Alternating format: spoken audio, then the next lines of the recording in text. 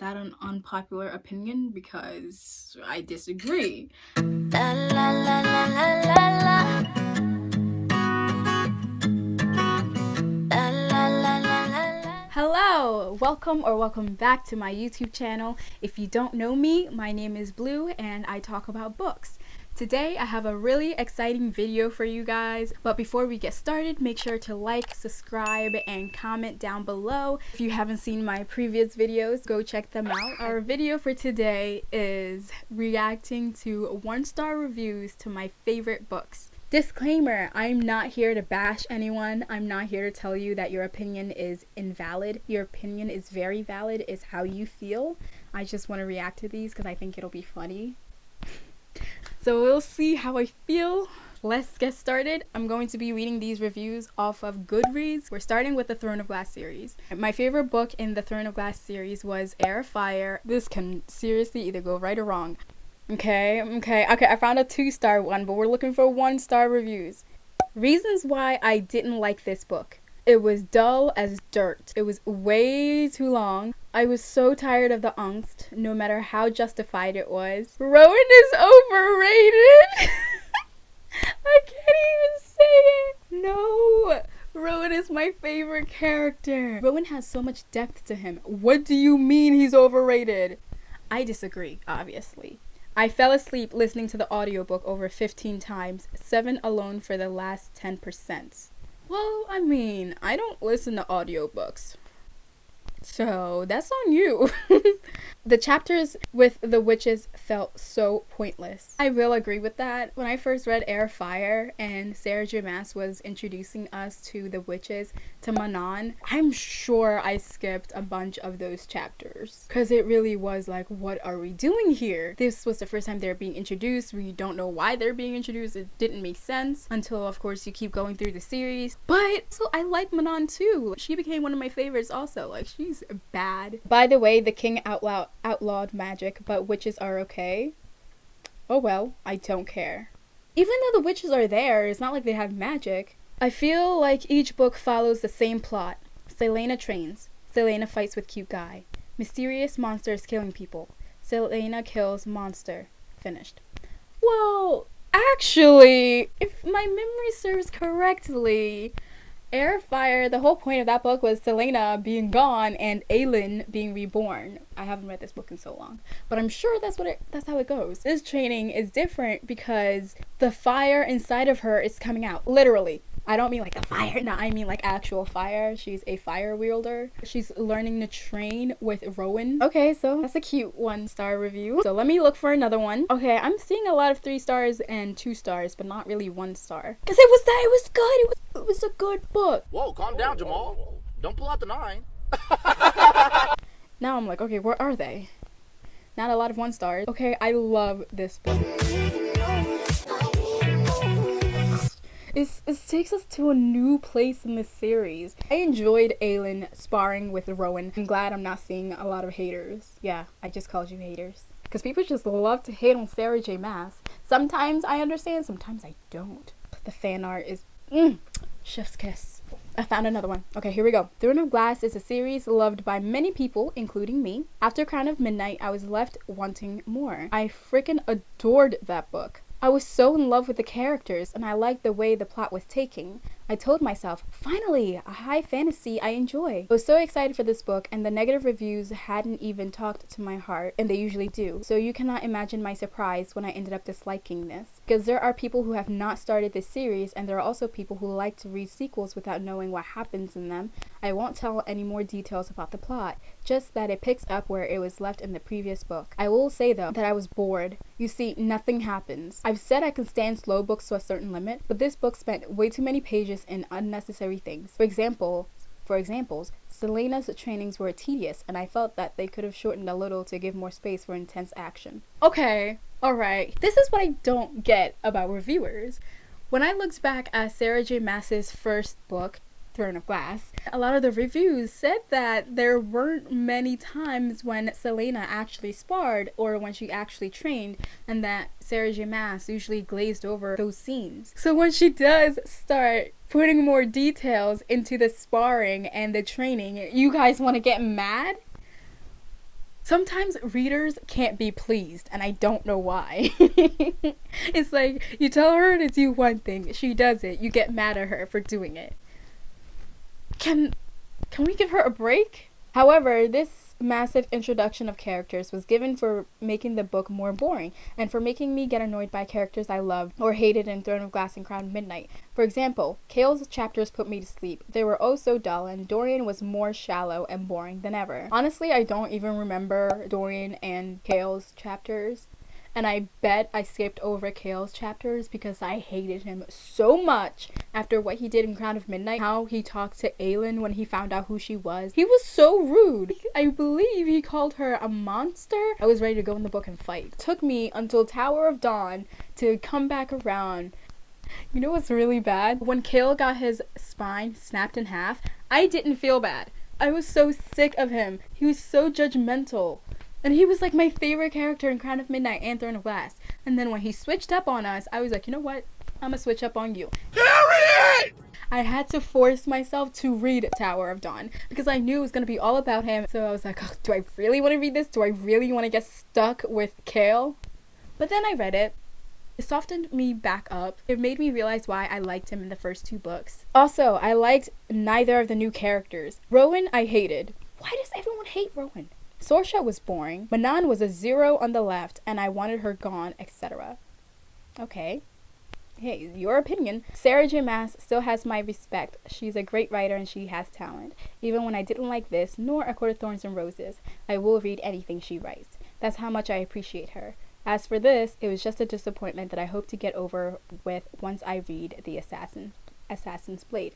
I feel that. Sarah J. Maas was my all-time favorite author. As I got older, I realized she has her flaws too. Just lack of diversity, let me just say that. It kind of like pushed me away a little bit, but I still find myself coming back to her. Even though I'm not crazy about her, there's just something that keeps pulling me back. But let's keep going. So, the Black Flamingo, and I found myself still thinking about it. So let's go hunt. The Black Flamingo is such a cute book. What could you possibly have to say? I'm not seeing a lot of 1 stars. I know it's here. So where are you? That's it. There's no 1 star. Oh my god, yay. That makes me feel good. Skip that. All American Boys. I read All American Boys in like 8th grade or 7th grade. I loved it. It made me cry at the end. If you don't know what it's about, you should search it up. All American Boys by Jason Reynolds. My favorite character was English Jones, and he isn't even like a main character. Just the fact that he was called a pretty boy. There's something about him, from what I can remember. I think he was funny too. It surprises me how many educators have jumped on the bandwagon of this book and have not reviewed the actual statistics of police brutality versus crime rates in various communities, homicide rates, etc. If you do the research using government and university studies versus believing the news, remember, they need to sell advertising, you may see this book to be part of the problem rather than an inspiration for a solution. It seems this book was more published at a convenient time to ignite more division and doubt than move towards unity. Good luck, folks. I disagree. Because I remember when I read this, I was like, wow. I was like, that's pretty rough. Because Rashad goes to the store to buy something and he tries to help an old woman. Instead, the person in the store thinks he's trying to steal and they call the police on him, and the police treats him with unnecessary force. Gets so bad the dude misses school for like forever. And then the other point of view was from a white kid named Quinn, I think, and how he doesn't really understand racism, and I believe like the police officer was his friend's uncle or something. He was somehow related to the police officer. He is learning about racism and how it's involved in their everyday lives. But Rashad and Quinn never meet in the book. They just know of each other and they know of their friends. I thought it had deep scenes and deep quotes and eye-openers, but like I said, this is all about opinion. Basically just 3 stars. The last 100 pages from a good book. The other 200 plus pages were worth skipping. And the time you save by skipping these pages Read The Hate You Give instead. The problem here is that the majority of the novel is heavily disjointed. It is written from the perspective of two teens who are almost about to enter college, but are voiced more like they're 12. The whole thing is pretty sloppy and just off the mark. That inattention to detail and half thought out care is what the majority of the work is made of. If I hadn't needed to read it for a book club I was attending, I would have to put it down. A sad statement, since the last 100 pages are really worth reading. These pages are worth reading, but they're not worth getting through the ham-handed first 230. There's a lot of work out there. Okay, so I just realized my camera went out, so here I am again. Yeah. Okay, so let me finish this review and we'll go on to the next book. There's a lot of work out there on the topic of race, police brutality, hate, and violence right now, and almost any other pick is simply a better choice. I liked it, and I think people should read it. I mean, that's what I love about reviews. It's like, you can read them, but at the end of the day, you're gonna be the person forming your own opinion. So really, you should just read it if you want to. Don't read it because this 5-star said it was good, and do not read it because this 1-star review said it's terrible. Make your own opinion. Now, on to The Hate You Give. Seeing a lot of clips from the movie. The movie was pretty different from the book too in certain aspects, like how Haley was racist towards Star, but not as racist towards Maya, which kind of, I guess, irked some people because it took away the fact that Haley was just racist all around, and she was racist towards Maya in the book because Maya is Chinese. And when that wasn't incorporated the movie, I guess it made some people upset. But anyway, what an awful pile of garbage. Wow. It's been a while since I couldn't stop reading a book because it was so bad. It was like watching a car wreck. This book is like, you think the publishers gave a plot outline to a 40-year-old Midwestern housewife whose favorite channel is Fox News and went, here, pretend you're a 16-year-old black girl and write this book. Why does it have to be so extreme? Why does it have to be so extreme?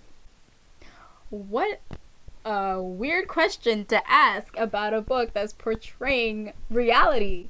It's extreme because it's real. He got shot because he went to reach for a hairbrush. In the book, he didn't really reach for a hairbrush. He reached to make sure she's okay because he was in the car with her. He's like, Star, are you okay? And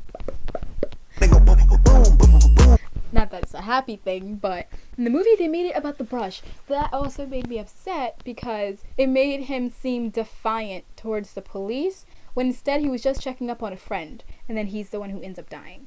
Why does the author need to fit hundreds of stereotypes into a handful of characters? It's insulting. Of course there's a Pitbull and Jordans, and they play basketball, and they say stuff like I and bubble guts, and dad used to be a gang member, and there's a LeBron. You didn't even spell LeBron right. Come on now. LeBron/Kobe divide in their household, and they listen to Salt and Peppa and Jodeci, and they drive tinted out SUVs with rims. Give me a break. It's like the author had a checklist of black culture and stereotypes she had to include and just insert it at random. First of all, do you know that the author is black? No! No. So I just realized my phone turned off again and I'm back. So this review is obviously full of ignorance. Everything is so in your face. Well, yeah, because it's supposed to be. She's literally discussing about a black boy, 16 years old, who gets shot. It's supposed to be in your face. It's supposed to make you wake up. Like, come on now. Come on now. I don't read a lot of YA fiction, I can tell. But if this is how the writing style is, that's like an insult to young adults. I'm so shocked that this has such a high rating on Goodreads, and now I'm convinced the majority of Goodreads users must be 16-year-old schoolgirls from Idaho or something. This person sounds really salty. This book is terrible, the plot is okay, and the subject matter is vital and needs to be addressed. I would have loved to see what the authors of Americana and Homegoing could have done with the plot. The Hate You Give just ended up being cliche and a parody of itself. It was offensive. Okay, reviewer, your opinion is valid. That's all I'm gonna say. You have every right to feel the way you do. I just disagree. One more.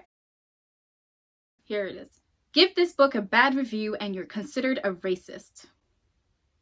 Is that an unpopular opinion? Because I disagree. No, you're wrong. Okay, why do I sound so serious? You give the book a bad review, explain why you give it a bad review, and there it is.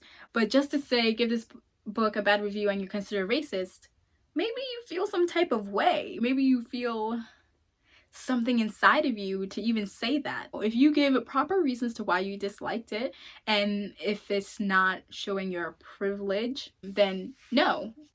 This whole comment makes me wonder, are you racist? Like, why'd you say that? No, everyone can dislike a book. It's literally Goodreads. It's for book reviews. And if you don't like the book, you don't like the book. No one's gonna call you a racist. Well, some people might because they're salty. And it sounds like you're salty too. Alright guys, that's the end of this video. Well, maybe next time I'll do the opposite. React to 5-star reviews to books I don't like. That's gonna be interesting. Comment below if I should do that. If you have made it this far into the video, thank you so much for sticking around and reading these reviews with me. What did you think of the reviews? Specifically, what did you think of that last review if you read The Hate U Give? Make sure to like this video, make sure to subscribe, and hit the notification bell to be notified when I post.